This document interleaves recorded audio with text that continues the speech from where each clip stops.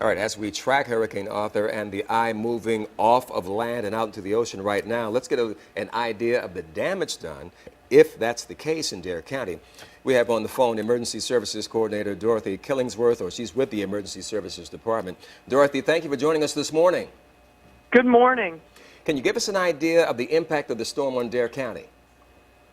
It's difficult to have a real overall view of the impact just because it's still dark and we'll wait for the morning hours to get a good idea. The call volume overnight at our Emergency Operations Center and our 911 center, the call volume was very low, which is good news. So we weren't having, calls for emergency services and such. But we will have right at sunrise, as soon as possible, we'll get people out to take a look at the roads. I'm sure you saw the notice that we would be restricting entry into the county first thing this morning, just so we can get a look and make sure that passage is safe.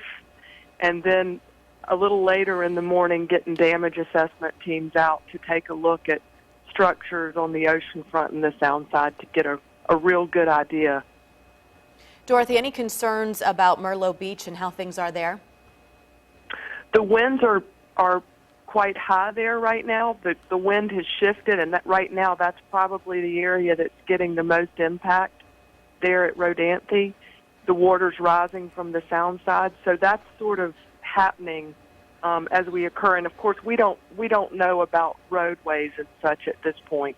There's a lot of sand and water on the road. That's what our deputies can tell us. But it'll be morning before we can really get a good idea of what we're facing.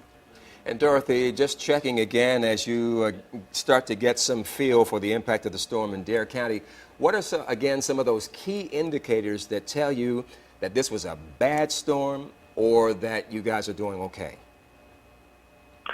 Well, that's a tough thing. You look at the call volume and you say, hopefully people are tucked in and safe and there aren't people on the roads. But again, it's a matter of waiting to look to see what our roadways look like. We've had a few calls about some power lines that are down and those type calls. And we do have power outages that are being reported. I believe our mainland, Stumpy Point and Mans Harbor are without power as we speak. So I'd hate to say there's one thing or just one or two things. It's really getting your eyes out there and being able to see what we're facing. And Dorothy, when your crews come in, I know you said they're going to go out at about sunrise. The specific areas they're going to hit, do they normally have key areas that they want to check out first, or it's just where you believe the most damage may be? The first assessment is just it's just an overview of the roads, so that we're hopeful that for the northern beaches we can open access and let people back into the county. But we want to make sure the roads are safe. And then as we get a little later and the winds are lower, we'll get assessment teams out to look at individual buildings and erosion along the beach fronts and those types of things.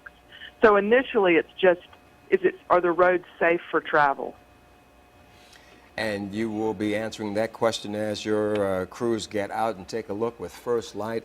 And we thank you for sharing this information with us, Dorothy Killingsworth with the Dare County Emergency Services. We'll be checking back with you throughout the morning. Thank you.